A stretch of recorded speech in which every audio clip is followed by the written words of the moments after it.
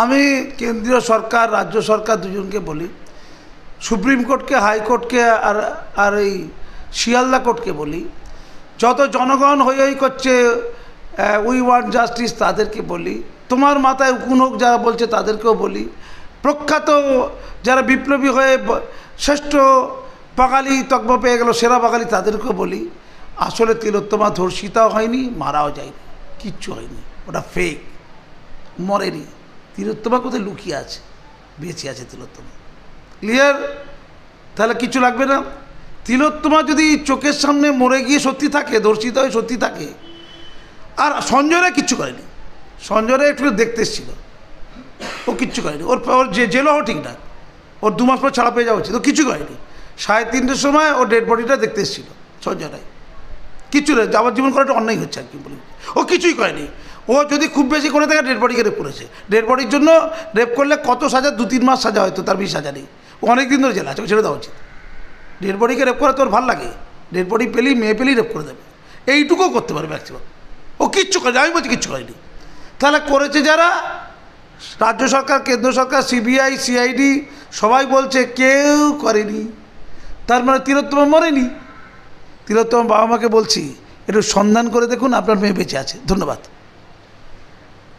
CBI এর এই বিভিন্ন ক্ষেত্রে আমরা দেখেছি যে রাজ্যে একাধিক বিষয় নিয়ে সিবিআই তদন্তে সব সময় ফেল করছে।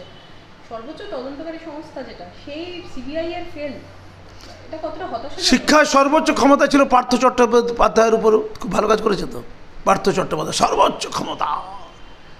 পুলিশের সর্বোচ্চ ক্ষমতা মমতা ব্যানার্জির উপরে, কি সুন্দর কাজ, সর্বোচ্চ ক্ষমতা।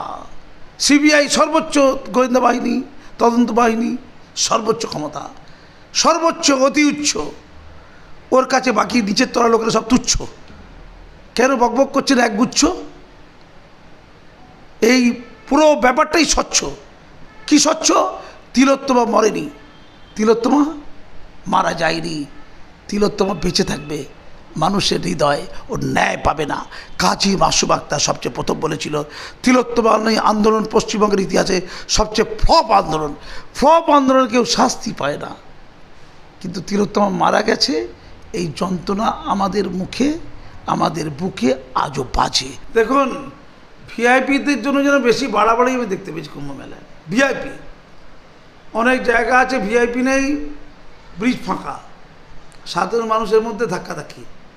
কোথাও একটা ম্যানেজমেন্টে কোনো ফাঁক থাকলেও থাকতে পারে, আমি জানি না, সেটা বলতে পারবো না, আমার পরিষ্কার চিত্র আমার জানা নেই। কিন্তু পুণ্য লোপাতির মানুষরা, তারা এই পুণ্য পাওয়ার আশায় প্রতিযোগিতায় মেতে জীবনহানির কারণ হয়ে ওঠে, এমন উদাহরণ ভুরি ভুরি আছে। পবিত্র মক্কা হাজিরাও হাজার হাজার মারা গেছে পদপিষ্ট হয়ে, যারা খুব শৃঙ্খলাপরায়ণভাবে ওখানে থাকার কথা। আমরা অন্যত্র হাজার জায়গায় দেখেছি। আর কুম্ভমেলা এত বড় জনসমাগম পৃথিবীতে কোথাও হয়েছে বলে আমার জানা নেই। এত জনসমাগম, অত্যন্ত সতর্ক থাকা দরকার ছিল, সেটা একটা দিক। কেউ কেউ বলবেন হয়তো সতর্ক ছিল, কিন্তু কি করা যাবে। আমি নিজেই ভাবছিলাম যে কুম্ভমেলাতে মানুষ পদপিষ্ট মারা যাবে না তো, এমনি ভাবছিলাম। আমার ভাবনা সত্য হলো, অনেক লোক মারা গেছে, এখনও মধ্যে খবর আমি জানি না। যে সংখ্যা বলা হয়েছে সংখ্যাটা তুলনামূলক অনেক কম, এর চেয়ে অনেক বেশি লোক মারা যায়। কিন্তু একটা মৃত্যু তো দুঃখজনক, একটা মৃত্যু আপত্তিকর। কিন্তু আমার আপত্তির অন্য জায়গায়, রাজনীতিটা আপত্তি। আমি আজকে খোঁজ নিচ্ছিলাম, একটু পুরো খবর আমি জানি না, যে পশ্চিমবঙ্গের 5 জন নাকি মারা গেছে, তাদের বডি এসছে 5 জন, তাদের ডেথ সার্টিফিকেট দেওয়া হয়নি। তারা যে পদপিষ্ট মারা গেছে তার প্রমাণও দেওয়া হয়নি। এটা কি লুকোনো হচ্ছে? একটা সময় বাংলায় ডেঙ্গু হয়েছিল, ডেঙ্গুতে স্বাস্থ্যপক্ষ বলছিল যে ডাক্তার ডেঙ্গু লিখবে তাকে দেখে নেব, মনে আছে আমার, ভুললে চলবে না। তেমনই যোগী সরকারে যারা রয়েছে, এমন ঘটনা কি ঘটলো? অর্থাৎ মৃত্যুর পরও রাজনীতি।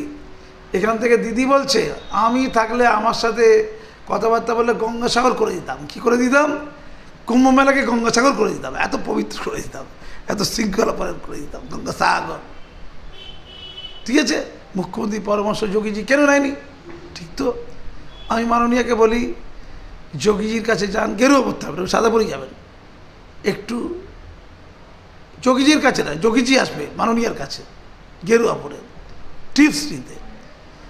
মাননীয়া কত সুন্দর ঝাড়ু দিয়েছিলেন কোভিডের সময়, মাননীয়া কত সুন্দর মাস্ক পরা শিখিয়েছিলেন ঘরের বৌমাদেরকে। তিনি কিভাবে ভিড় কন্ট্রোল করতে পারেন, তিনি গুন্ডা কন্ট্রোল করতে পারেন বলে কি একটা দাবি করেছিল আর কি, আমি বলছি ওটা ফালতু কথা, ওসব নির্দুগ্ধের কথা। তিনি ভিড় কন্ট্রোল করতে পারেন। যোগীজি দিদির কাছে আসুন, শিক্ষার তো কোনো সময় হয় না, ধর্ম হয় না, বর্ণ হয় না, দিদি তো দাবি করছে। তারপরে দিদির কাছে আপনি এসে ট্রেনিং নেওয়ার পরে যদি কুম্ভ মেলা হোক কোনো মেলাতে কোনো লোক মারা যায়, আপনার কথা অনুসরণ করার পরও সে দায়িত্ব দিদির, সেটা আপনার দায়িত্ব না।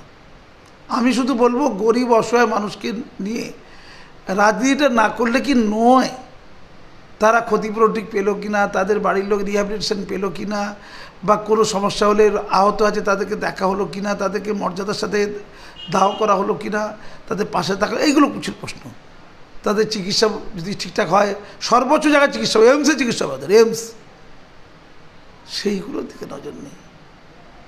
আর আমি বলি মানুষ পাগলের মতো দৌড়চ্ছে পিপিলিকার মতো, পুণ্য লাভের আশায়। যাক, মানুষের বিশ্বাস।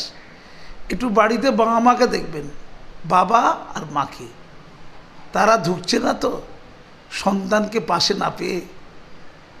এক মানবতার বিপর্যয় ঘটেছে।